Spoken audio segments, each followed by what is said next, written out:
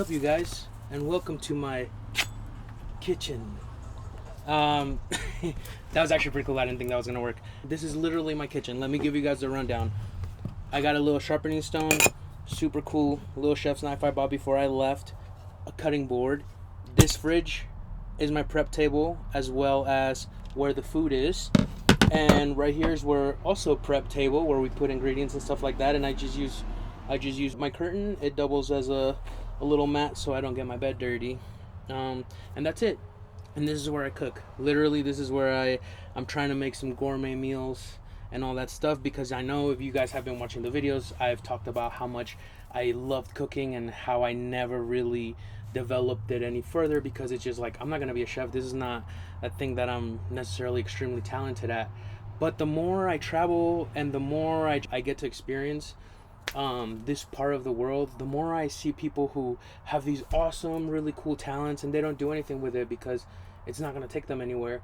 And I've been thinking, who gives a shit? Who cares? As long as it makes you happy, right? And I don't want to be that person anymore, and I am that person, you know? So back home, when I had like a huge kitchen and all these things, I wasn't never trying to do anything cool with cooking and stuff. And now that I'm here and I have all the excuses in the world, I don't have a kitchen, I don't have all the equipment to make food, you know, I've never been more invested in cooking. I don't know, if you're not doing something that you want to do because whatever excuse you have, just start, you know? Today I'm gonna cook Isaac's Spanish chicken rice. I invented this meal out of necessity and out of room, and my friend Nut really likes it, so this one's for you, boy. Oh, gourmet van meals. Bow, bow. Alright, so you got your ingredients right here. The most important things is caldo de tomate, caldo de pollo, the bouillons. They're super important for the flavor profile. Also, the cilantro stalk. Then you got your chicken. Then you got your sausage. Then you're gonna chop all your vegetables up. And once you do that, you should have your pan simmering or in high heat. You add your oil. And the oil is so you can just kind of fry up and crackle up the rice. And I don't know why you do this or the reason for it. I just know that it makes the rice taste really good, and my mom and my grandma do it. Now, the water to rice ratio is very important, because since you're going to add vegetables to this mix, you want to mix 1.5 more water than the rice, and then you add all your vegetables, and all this is just going to make for a delicious meal. Let's go.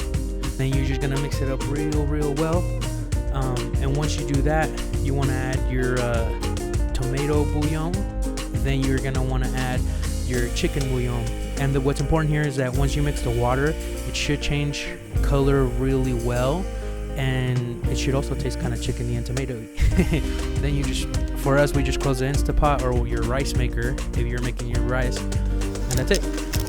So now, the steps from here is you cook the meat and the chicken separately. Then once the rice is done, you put it in, mix it all together. We don't have a lot of space. You can probably do all this super easy at your house. Don't forget to add a little bit of salt and pepper to your chicken, but just a small amount, because the rice and everything is going to be so flavorful with the bouillon. So you just want to give it a little boom, just a little pass over.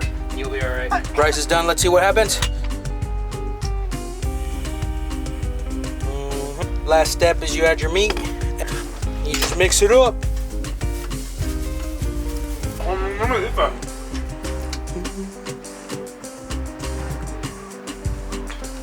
Yo, Ali, what you think? That's really good.